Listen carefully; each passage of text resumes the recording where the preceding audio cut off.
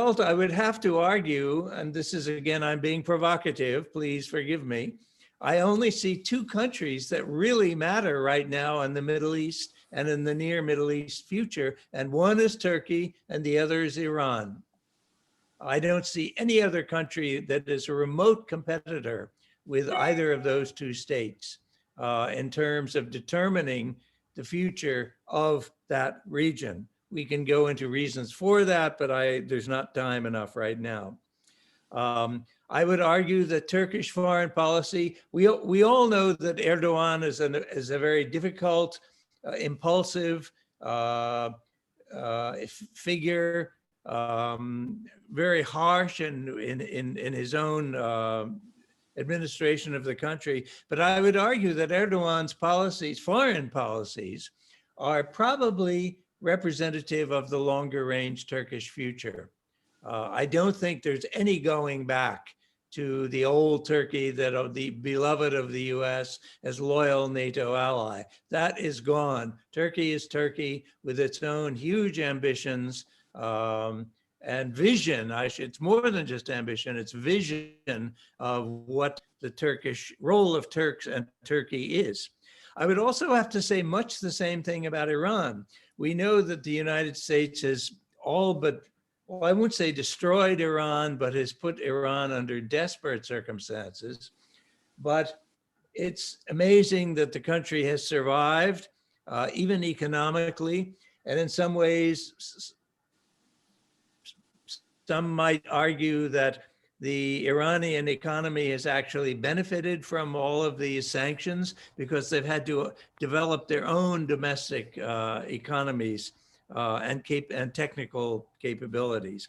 So in any case, these are the two countries I think that are going to be dominating the region. It doesn't have to be in any military sense necessarily, but simply power and importance and historical significance. I just don't see anybody out there right now as a rival to them.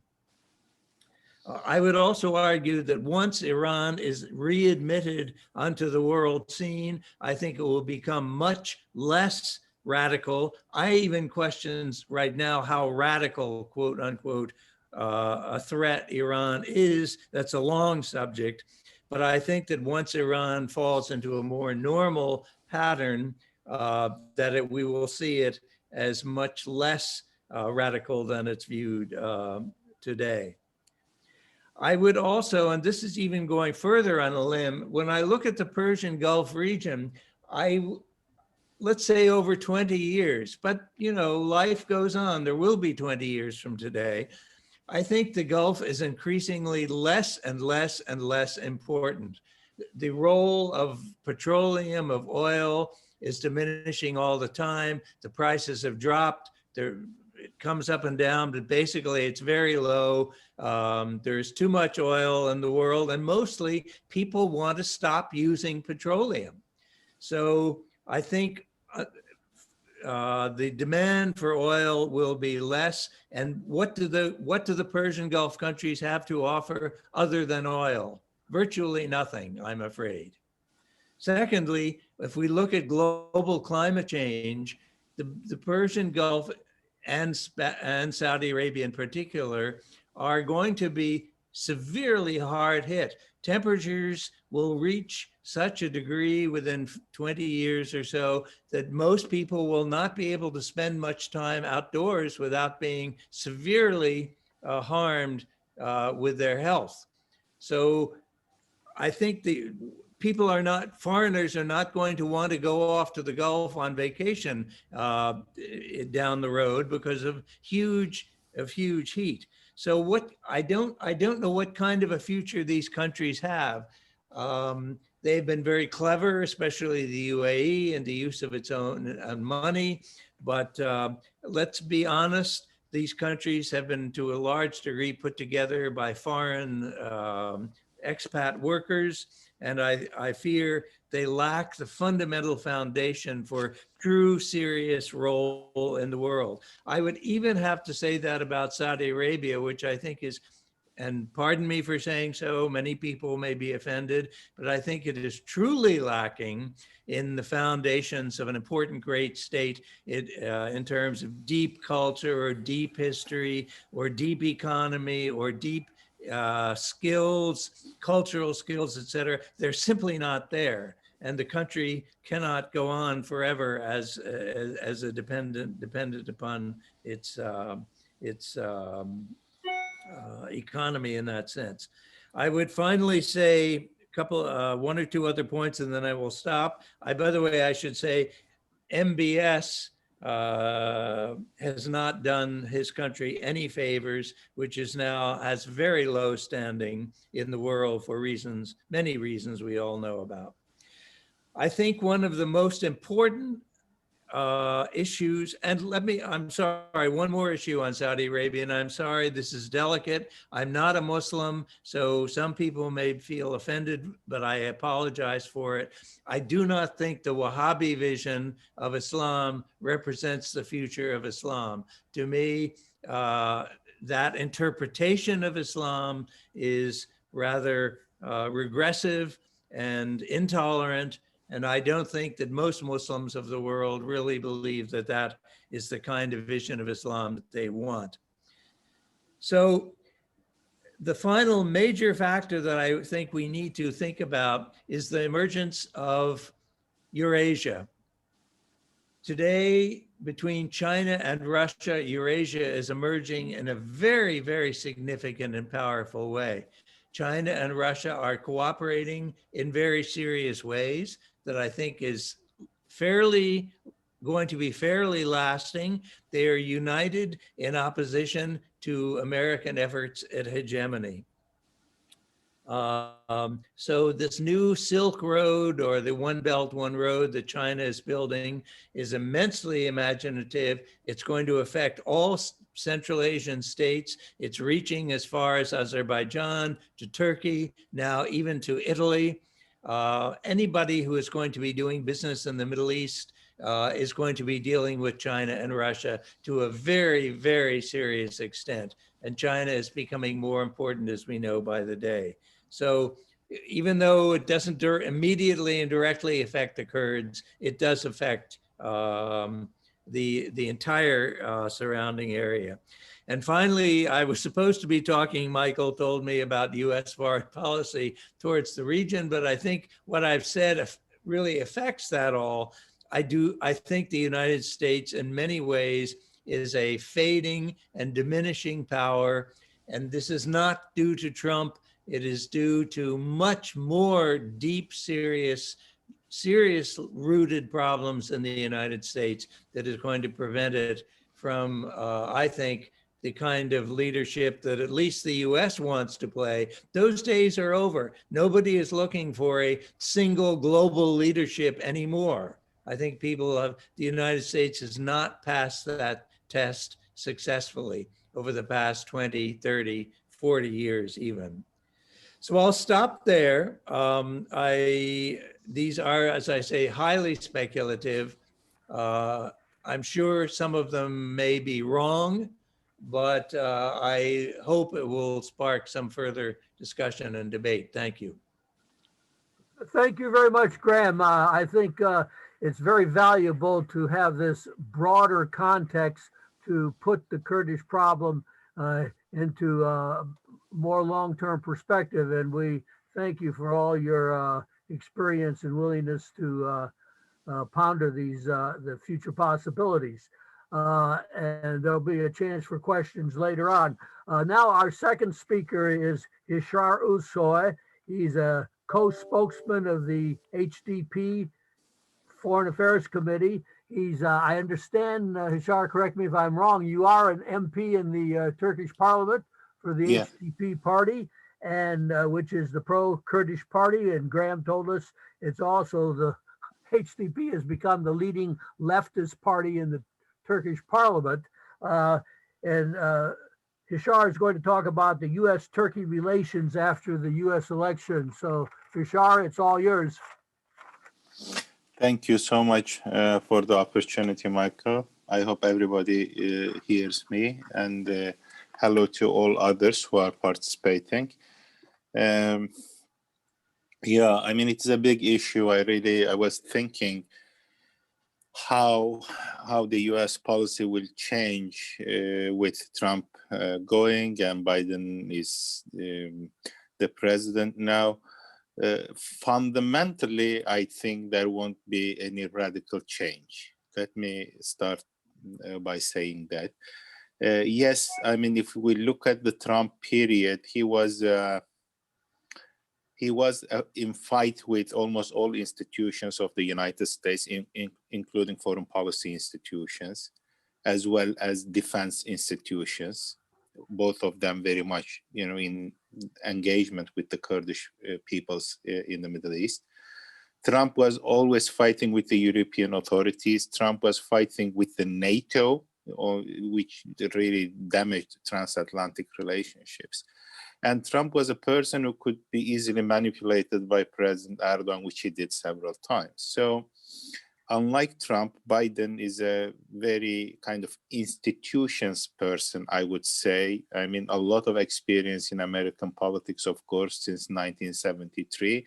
And I think it seems to us that he will be trying to repair what Trump destroyed over the last 4 years. So, which means that he will try to develop kind of a more institutional approach to relations with Turkey, a repairing process with the European Union and the NATO. And precisely because that the US and the European Union can work together, not only in the NATO, but in general, they can work together. I think this is somehow forcing President Erdogan at home to kind of have a U-turn in his relations. Nowadays, he is trying to improve relations with the European Union. They are having kind of a strange intimacy nowadays.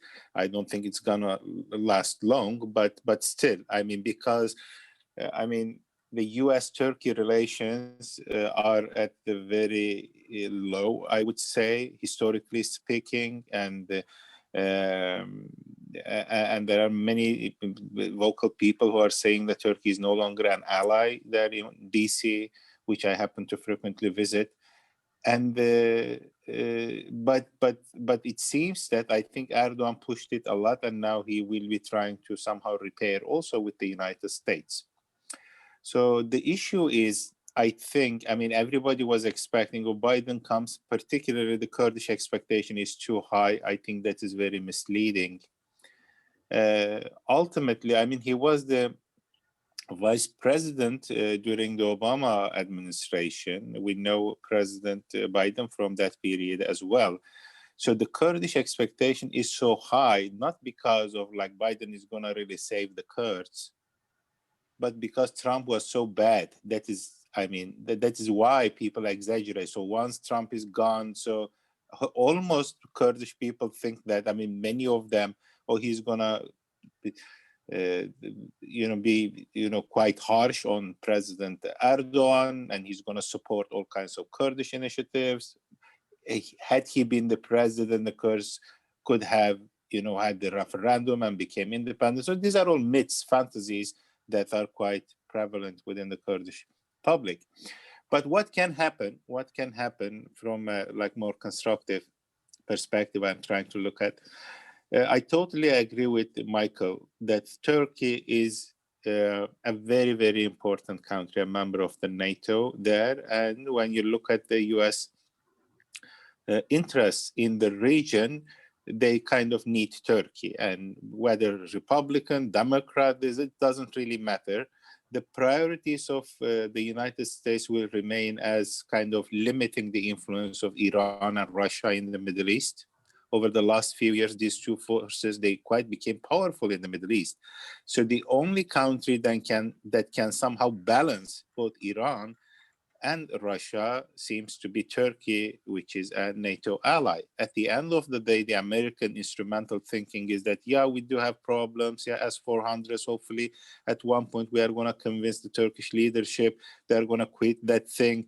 So, but at the end of the day, Turkey has been a part of the architecture of the NATO over the last 70 years, right? And so that is a long history, and it's not really that easy. You can't, change that overnight. So that is why I think, and precisely because of that, so far, the US and Europe could not take a very strong kind of stance against President Erdogan, despite all of his bullying. I would say he was mainly bullying both the US and Europe, but somehow that geopolitical location of Turkey and the kind of the strategic need for Turkey in order to balance things in the region in the new century. So that is why I think there will still be a need for Turkey. The Europe and US, they do have a problem with President Erdogan and his allies somehow. I think this is conjunctural, but with a new leadership, and particularly for the US, if S-400 is somehow suspended, I think they're going to have a honeymoon and they can easily forget the Kurds overnight. I mean, who cares about 2 million Kurds in Syria, given that Turkey is an 85 million kind of country, huge one, the second biggest army in the NATO. And, when you look at kind of that from that kind of a real political perspective, I think Turkey is going to remain as a key ally of the US in the future. The problem is that it's not that the US is going to have good relations with Turkey in the future. They kind of have to. But the problem is the US doesn't have a Kurdish policy at all, I would say. Actually, they don't have even a Syria policy or Iraq policy. I mean, they are all over the place. Very good at destroying things, but very bad at constructing things, I would say. So, I mean, look at, for example, Iraq. I mean, $5 trillion, so much military infrastructure and everything. And at the end of the day, the US is defeated in Iraq. Now they are kind of pulling their forces to the Kurdish territories there, right? And so in Syria, in Libya, I mean, look at it. I mean, whenever they enter, okay, they enter, but then they need to build something. I mean, that part is really a big problem. So they don't have a Syria policy. Their engagement with the Kurds remain quite tactical still. It is at that level. Even their engagement with the Kurds in Iraq is quite tactical. So I think the big challenge is this. They try to deal with these Kurdish issues, multiple Kurdish issues, in a compartmentalized way. For example, they do have very good relations with Iraqi Kurds, for example, but they tend to not have good relations with the Kurds in Turkey, for example, which is a NATO ally. So they do have a rather different relationship with the Syrian Kurds, right, in Rojava. So what is happening? Do you hear me? Yes, I hear you. Yes, I hear you. Okay. I think there was some confusion. So these Kurdish issues, I mean, what may happen in the near future? I think the US is going to have a kind of internally differentiated Kurdish policy. I think when compared with Trump, better relations with the Iraqi Kurds, better relations with the Kurds in Syria, still tactical though, but the Biden administration may pursue the kind of conventional American policy over the Kurdish issue in Turkey, which, although sometimes may be critical, but at the end of the day, which kind of is mostly silent over Turkey's criminalization and terrorization of Kurdish demands within Turkey, because Turkey is a NATO ally. So in that sense, I mean, I think the Kurdish expectations should not be very high, although there will be some differences, I mean, with the Trump administration, which is going to give the Kurds some kind of opportunities to engage the American politicians in a more open way, but we shouldn't exaggerate that. The priorities and interests of the United States as a whole are going to dictate American Kurdish and American Turkish relationships. So the best thing, what we expect as the HDP, for example, and we are very open about this when we talk to American politicians too. I mean, they can't simply ignore the Kurdish question that is at home in Turkey. By that, I mean, for example, they are trying to isolate the case of Rojava from the other two Kurdish issues. I mean, they can't simply, this is against history, this is against sociology, that those kinds of borders, they do not mean much. I mean, when you look at all these Kurdish issues in different countries, they are pretty much intertwined. So that is why they need to have a holistic approach. From that perspective, if the Americans, they want to pursue their own interests, they should take a more constructive position with respect to the resolution of the Kurdish issue as a whole. And for that one, they need to encourage Turkey to address its own Kurdish question with political means, not through the military or militarizing the whole conflict. But if Turkey is able to re-engage the Kurds in Turkey in a peaceful way, that will be the key for Turkey's better relations with the Kurds in Syria and in Iraq. And if you just imagine if Turkey and the Kurds can have kind of a peaceful alliance across the region, I think that is going to empower both the Kurds and Turkey, and it will be very much to the interest of both Europe and the United States. Let me stop here. It's a bit wishful thinking maybe, but in the Q&A session, we can elaborate on that one. Thank you so much. Thank you, Hişyar, for your up-to-date and very specific comments about the Turkish-Kurdish and U.S. relationship, and look forward to the Q&A. Now, our third presenter is going to be Sinam Mohamad, the representative of the Autonomous Administration of Northern and Eastern Syria, formerly Rojava, and based in the United States. And Sinam is going to talk about U.S. Middle East policy. Sinam, it's all yours.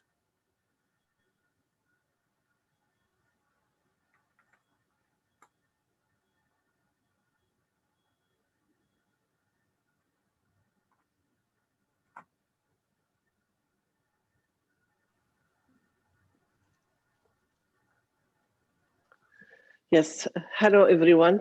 Thank you so much for having me here in this event. It's really good honor for me to be with all of you. Thank you so much. First of all, let me today, as it is the 26th of January, it is the 6 years, I can say, anniversary of the Kobani liberation. As today, Kobani has been liberated from the ISIS. And Kobani is, we consider, is the city of freedom.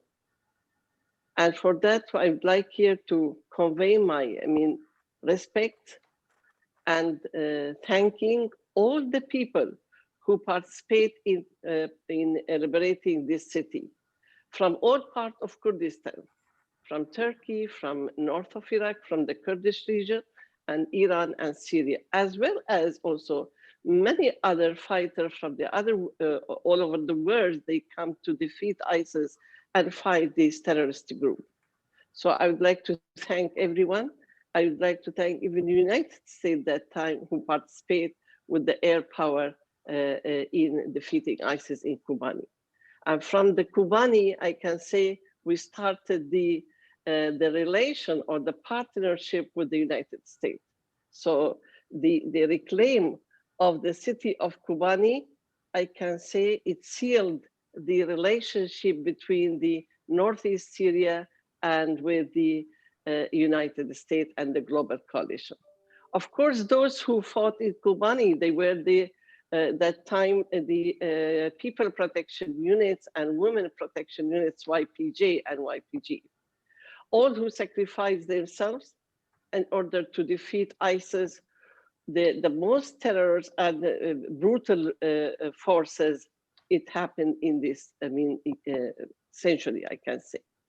So I think the United States, when they see that these women and men, they are really willing and they are really fighting in a very brave and courageous way, they also would that time, like to have this partnership, and they make their allies in defeating ISIS and the terror. So we can say, it happened during the Obama administration that time. And of course, it is on our, mutual, there was a mutual interest to drive ISIS back for the United States and for our forces also and our people there. After that, in 2015, SDF have been, established. with the many people, not only Kurds, the Arab, the Syriac. So SDF, it is a diverse forces, could defeat the ISIS and could defeat the terrorist groups there in the region. So we remained steadfast as the US ally partnership to defeating ISIS, and continued to the last even place. Then we started to defeat ISIS, the caliphate in Al-Baghauz in 2019. During this, we can say that our military or partnership with the United States, it was, or the global coalition, it was only on the military side. It didn't be translated, or we couldn't see it very well in the political side. For instance, I can say, till now, we are excluded from the peace talk in Syria as the Syrian Democratic Council and the Autonomous Administration in Northeast Syria. They are not included in the peace talk of the Syrian negotiation in Geneva. As well as we are excluded even from the Constitution Committee to have the constitution of the future of Syria. We are not included in this Constitution Committee. So for that, we ask it to have this military partnership to translate it to action, to be in a political partnership. As I said, to political support, to support this region, which is the Northeast Syria. It's about 5 million people living there. Kurds, Arabs, Syriacs, Christians, Yazidis, all the diversity who are living in the region. The SDF, Syrian Democratic Forces, they are, protecting and defending these people there all together. And they are administrating also this region together as the autonomous administration of north of Syria, Northeast Syria. But unfortunately, we are, all these representatives of 5 million in the Northeast Syria, they are not included in all this peace talk of Syria.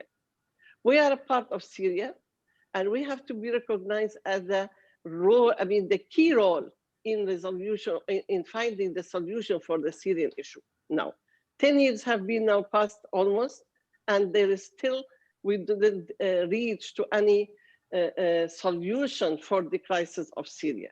So why? We can say now, why we are not at the table of the peace talk. We are part of Syria. We never asked it for the dividing or to be separated from Syria. And we ask for the centralized Syria so that the community on the region can administrate the region together by themselves. Of course, it happened because of the Turkish veto. Whenever we ask anyone, either in the United States or in Europe also that time, they say, oh, there is a Turkish veto on you. We can't include you. So I don't know, we know now very well. I agree with Mr. Even Hişyar, and I can say, yes, there is a tactical relationship, but if now ISIS has finished, then what after that? Post-ISIS, how is this relation will continue? So during the Trump administration, all of you, they witnessed how Mr. Trump that time he, get the decision to withdraw from the region. Just in a while, Turkey attacked our region and they took the Sarikaniye and Tel Abyad. Of course, in 2018 also, before they occupied the Afrin region. So all this, nobody say anything. Everyone, they turn blind eyes what's happening in the region. Nobody even talk about the human rights abuses happening in Afrin or in Sarikaniye and Tel Abyad. Nobody talk about the women has been killed and raped and arrested in Afrin. And even the United Nations documented all these things, but we didn't see any action. So why? Who is responsible for all these atrocities happening in the region? It's Turkey, because under the Turkish occupation. And with of course, the tool which Turkey is using is the Syrian National Army, and they are, most of them, many groups, radical Muslim groups, they are there. I can say here, because they are really radical groups, we can say that there was a video released recently in Afrin. The head of Jabhatun Nusra, who is wanted even, Abdullah al-Muhaisini, he is Saudi, he was seen in a video in Afrin. So that means we can say that these terrorist groups are in Afrin now. They are freely there, walking, going and visiting their friends and so on. Even in Sarikania, Ras Al Ain, it happened that time, I mean, demonstration against the Mr. Macron that time, you know, and they were raising the signs of ISIS in Sarikania. And when here we ask it about that, they say, no, no, no, there is no terrorist group in the region. Why? Because of Turkey. Turkey wants that. So Turkey is responsible as an occupier authority in the region, should be responsible for all the atrocities which are going on in our region. So for that, they should hold accountable for what they have did, in what they did in Afrin. Now, I know what's going on still now. It is, I mean, going on in Afrin, all the human rights violation and women rights and all these things. So I think now the new administrations, of course, it will not be a major, I mean, you know, changes toward Syria. I think their priority was China, Iran, and so on. But I think also the priority also is there for the human rights, for democracy, promoting democracy in the region. And this is, from this side, we can say, yes, we can get maybe some support from the new administration to highlight the human rights abuse in the region, in Afrin, in Sarikania, and in other regions, and even for promoting the democracy, to support us in the northeast Syria to help this autonomous administration to empower this governance there. So I can say there is another challenge now, which we can face during this administration. Now, ISIS, we said we have defeated ISIS as a caliphate, but still we have the sleeper cells of ISIS. They are very, I mean, now appear in the region. Just on Friday, last Friday, two Arab women, they are not Kurds, but because they are the head of the council of the Shire, which is in the district of Al-Hasaka, south of Shaddadi, they've been killed, assassinated by ISIS cells. And these two women, they are Arabs because they are working with the administration. So because they are supporting the administration, because they are supporting the SDF, they've been arrested or kidnapped, I can say, kidnapped. After 2 days, they have, I mean, their body being seen beheaded at the side of the road.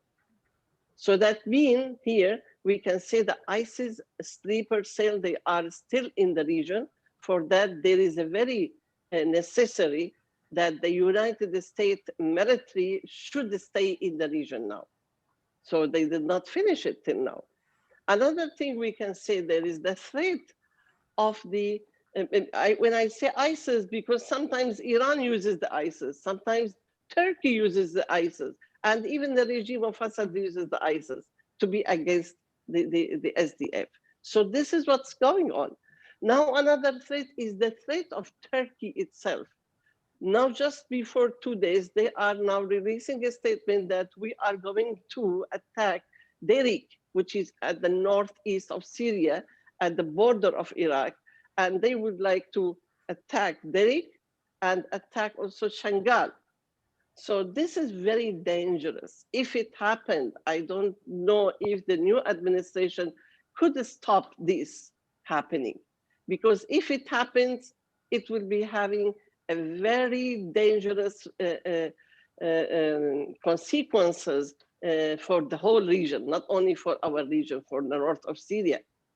Now we are trying, after 10 years of the war, we are trying to build the stability, peaceful, to get to a resolution or to get to the solution for Syrian crisis according to the United Nations resolution 2254.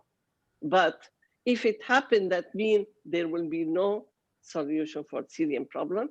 There will be more crisis, more conflict, complicated not only in Syria, but in the whole regional countries. This is if it happened. And I think the Turkish government, they are serious in that. They are very serious that they will be attacking Derik.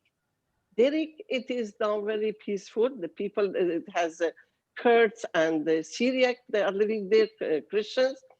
And so it is really, I don't know about the new administration. I think they should stop Turkey from attacking other regions or occupying more and more land from the Syrian territory. For instance, in Afrin, in Sarikania, in Jarablus, not only on the Kurdish, which we were controlled. In the other region, like Jarablus, it is not in our control. Al-Bab, it is the same. So all this region should be liberated, should be, now Turkey should withdraw from this region so the people can go back to their homes. The people of Afrin, they are 10 kilometers away from Afrin, they are living in the camps. Whereas the other groups who is backed by Turkey as the Syrian National Army and the Islamist groups, most of them, they are living in our homes and houses. And one of them, me, my house now is occupied by these people. They are living in my houses and they occupied all about my, territory, business, whatever my family has, they took it. And whereas my family, they are displaced in the northeast Syria. So this is, should be stopped. I think now the role of the new administration of the Biden administration, I think of course, we should not expect a lot for the Kurdish people, because even in Syria, we are not only, talking about as a Kurdish region, we are talking about the diverse region there, And so I think it should be working with the people who defeat ISIS. They should be really committed to and they have a moral, commitment to have these people there, to have their peaceful, to live in peace, stability, and to have their freedom there. We paid 11,000 from our men and women. They have been killed during this, fighting ISIS. We liberated many areas in Syria, which is not only Kurdish regions, for instance, in Baghuz, in Deir Zor, but we are working for the whole Syria, for the whole people there, for the whole Syrian people who are living in Syria. So this is what we, the administration, even the European there, they should know that. So leaving always Erdogan and Turkey attacking the region, having the shadow of the PKK being there, it is not fair at all. Because the people who are being killed there, they are not PKK. PKK is a problem. If it is a problem as they name it, it is a Kurdish issue. There is a Kurdish issue in Turkey, in Syria, in Iran, in everywhere. So there is a Kurdish issue. It is not an issue of PKK. It is the issue of the Kurdish people. So this should be, recognized. If we always turn blind eyes for the Kurdish issue and looking at it as a PKK problem, it is not fair at all. So whenever they attack us, they say there are terrorist groups, they are terrorist people in Syria. For that, they are attacking. For instance, even before 2 days, 3 days, let me say, in Tel Rifat, Turkey and this mercenary with them, they shelled Tel Rifat, who live in this city, the people, displaced people of Afrin. So they killed 2 children and a woman. She was 46 years old, and the children of 5 years old and 12 years old. So I will ask here, are these children where they are PKK or they are terrorists? The woman of 46 years old, was she a terrorist to be killed? So this should be recognized, why it's going on. I know and I understand that Turkey is really a very major key country in the region. As a NATO member, as a strategic, geographical, strategic, political, I mean, even a geographic place, it is yes. As a US ally, it is yes, but still we have to find a solution for this. We said many times, we are not against the Turkey to be as a Turkish people or what Turkey do. But the Turkey is attacking our people in Syria. The Turkey is occupying my city in Afrin. The Turkey is killing the children in my city. So we can't just keep silent, and we have to say something. We have to, I think if the new administration could mediate between the Kurds in Syria and the people of Syria with the Turkey, that would be good. So that we will be at least having a dialogue. By dialogue, we can solve many problems. By dialogue, we can solve the problem either with the Syrian issue or with the Kurdish issue. And now we have the intra-Kurdish dialogue with the NKSA and the United States. They told, and they told us many times, they are serious to bring the Kurds together so that they can unify the Kurdish people in Syria to have, I mean, maybe to be at the Constitution Committee or to be at the table together. This is what they, I mean, told us about. And we hope that it happened. We hope and we wish from the new administration to help our people in Syria, in the northeast Syria and all over Syria. And we are still, I can say, we can play a very major role in the Syrian solution issue. This is very problem. As a Kurds also, they can play this role as they are, I mean, having the pro-democracy, equal gender like women and men, freedom of religions. All these values, we share it together with the United States and with the Western also, I mean, the countries of Europe at all. I can stop here and thank you so much for having me. Thank you very much, Sinam, for your very moving, almost on-site evaluation of the problems that are being created by Turkey, very dangerous, and the need for the United States to take a more active intermediary role between the Kurds and Turkey, specifically in the Syrian situation, and that the problem is a lot more than just the PKK terrorism, as Turkey says, but it's a problem involving the entire region of Kurdish people.